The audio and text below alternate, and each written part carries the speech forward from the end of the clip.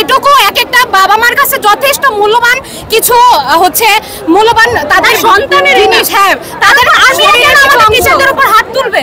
শুধু আইন উপদেষ্টা আসিফ নজরুল সাহেব এবং শিক্ষা উপদেষ্টা মাইলস্টোনে এসেছিলেন এখানে সমবেদনা জানানোর জন্য, কিন্তু আসার পরেই এইখানে মাইলস্টোনের যে শিক্ষার্থীরা আছে তারা কিন্তু তাদেরকে একটি ভবনের মধ্যে অবরুদ্ধ করে রেখেছে এমন একটা খবর আমরা পেয়েছি।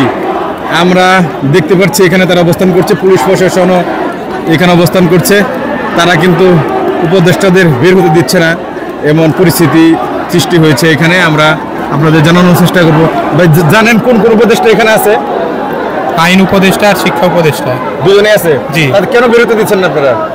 ওই যে গতকালকে আর্মি স্টুডেন্টদের উপর, টিচারদের উপর আক্রমণ চালিয়েছে, এর প্রতিবাদে আর মৃতের সংখ্যা গোপন করা হচ্ছে, এই প্রতিবাদে তাদেরকে অবরুদ্ধ করে রাখা হয়েছে। এর একটা সুষ্ঠু বিচার বা সুষ্ঠু তদন্ত তারা চাই। এজন্য আমরা যেমনটা আপনাদের দেখানোর চেষ্টা করছি, এই ভবনেই কিন্তু আইন উপদেষ্টা আসিফ নজরুল সাহেব এবং শিক্ষা উপদেষ্টা তারা কিন্তু অবরুদ্ধ অবস্থার মধ্যে আছে। মাইলস্টোন শিক্ষার্থীরা তাদেরকে কিন্তু বের হতে দিচ্ছে না।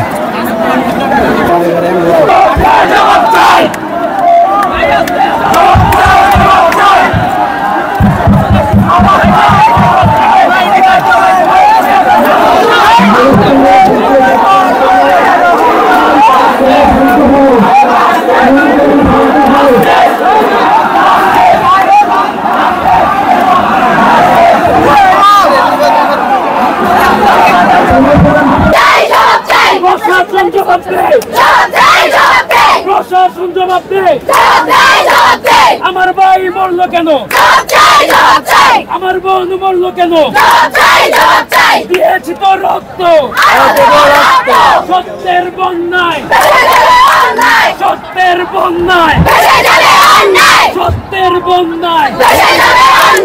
আমরা সবকিছু দেখেছি। লাশ কেন গুম হবে? প্রশাসন জবাব দে। আমার ভাই মরলো কেন?